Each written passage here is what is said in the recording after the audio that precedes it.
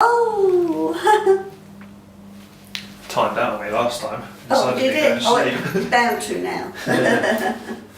It's Right. not bad, it's just a little few questions on Yeah, memories. go on then, off you go. I'll start with a simple sort of icebreaker one. Tell me a little bit about yourself, about your life. About my life.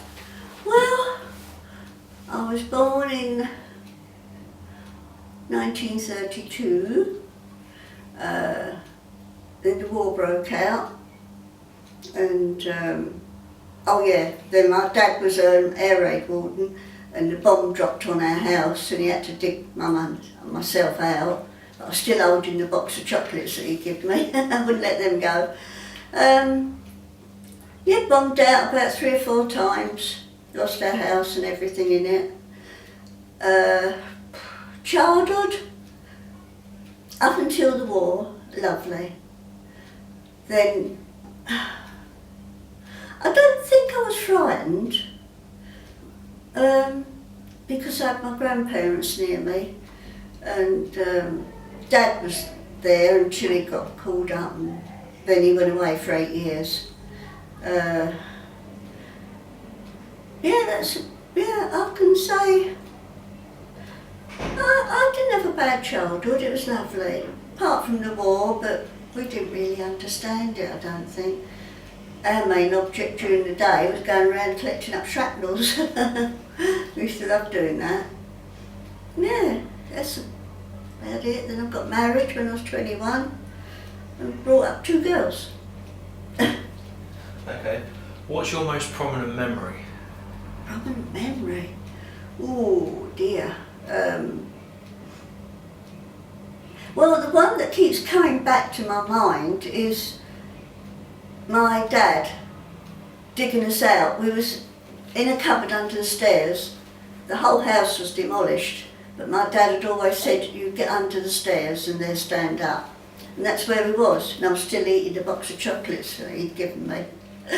That's one thing I'll keep remembering, which is a nice memory really, I suppose, you know. But we lost 3 homes during the war. I can't say I was frightened.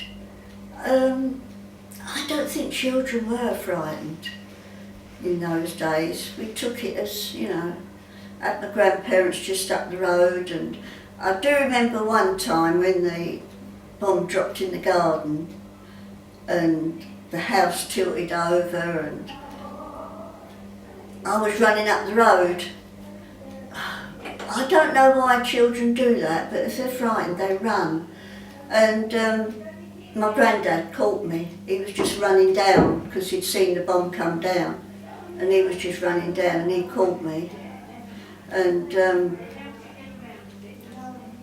the memory I have of that is that the workmen that were working there, I'd crawled into the house, although it was on the slant, and slid across the dining room floor and got my cat, because she was hiding, and I stuffed her down a jumper, and she was all right. And the workmen took her away from me and drowned her. They said she was going mad, but she wasn't. She was sitting in my jumper and she was all right, and that's the one thing that I get angry about, that they wouldn't listen to me. I mean, I knew that she was all right, she wasn't going mad, she was just frightened. I suppose most of my memories as a child was being bombed out of several houses, moving from one to the other. Because my dad was away for 8 years, so it was just my mum and myself.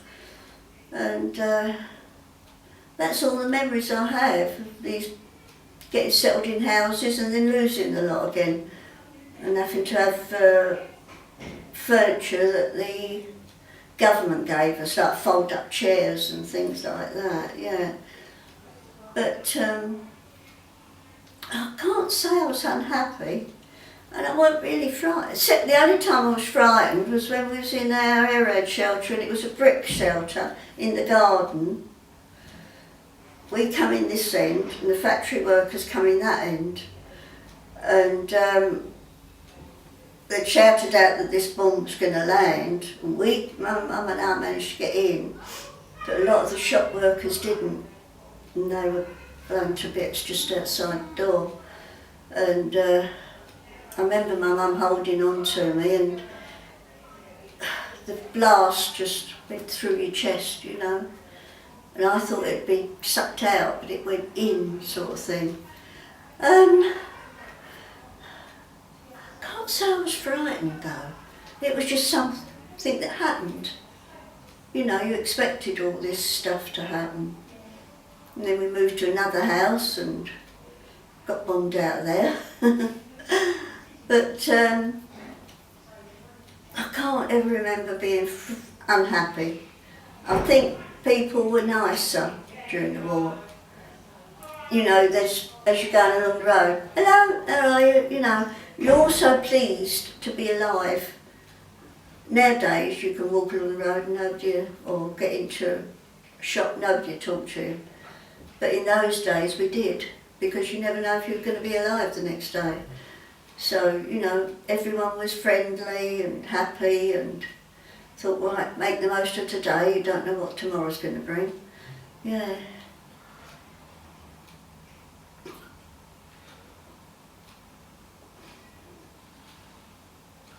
How did the, you said about your house falling down and your dad rescuing you, how did this, obviously because you were under the stairs now, I'm guessing most of the time, how did this memory make you feel at the time? I don't know. I felt safe. I had this huge box of chocolates that my dad had just given to me, and my mum and I was in the cupboard under the stairs, and my dad said, don't move out of there, the stairs will keep up. No matter what happens, the stairs will stay up. And they did. The house took nearly a direct hit, but the stairs were still there. I can't say I was unhappy, or frightened really. I don't remember being anything. If you can, you know. All I remember is holding on to this box of chocolates and my mum sitting behind me and waiting for my dad to come back, which he did and dug us out. I think the only time I was frightened was when we was in this brick air raid shelter and the bomb dropped in the garden. That was frightening, took all the breath away from you, and then we come out and there was all these poor factory workers all laying around dead. Their hair was all sticking up, the hair grips had been sucked right out of their hair, and I remember that. That is one of my main memories of the war. Other than that, just lived from day to day. Why do you think these memories are so prominent to you? I don't know. But right now, I can still see those girls that run from the factory, didn't have enough time to get into the shelter, laying on the floor with their hair all stuck up and because the bomb had dropped just yards down. And that thing still sticks in my mind today. I'm still back there, you know, seeing it. The other thing I remember is my granddad coming running down the road and me running up there, screaming my head off. And he just caught hold of me, lucky enough. God knows where I'd finished up. And took me back to his house and went and got my mum. And that's where we stayed for a while. Then my dad came back on leave from the war, and the government gave us another flat, you know. Unfortunately, we got bombed out of that one as well. I think all in all we got bombed out about 4 times, 4 houses we lost. But then so did everybody else. Can you think or suggest any reason why possibly your war memories are more prominent than other memories in your life? Yeah, it's funny you should say that. Why aren't I thinking of the day I got married or my girls were born? But every time, if I'm sitting looking around, those memories are the most thing that I can see, you know? Everything else is in the back of my mind.